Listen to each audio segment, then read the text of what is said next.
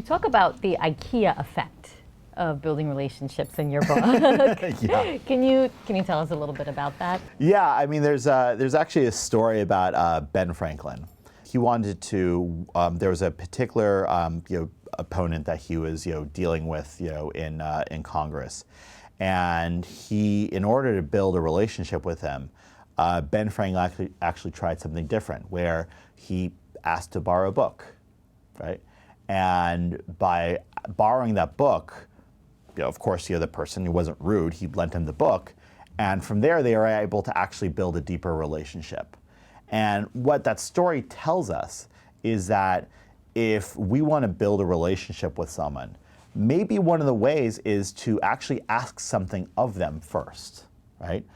To make them invest a little bit in you, because once we make that investment, we're actually much more likely to make that investment again. So that's kind of one of the concepts of the IKEA effect. They kind of make you do work, but by doing that, you're invested in that. You're invested in the store. You've already kind of gone this far.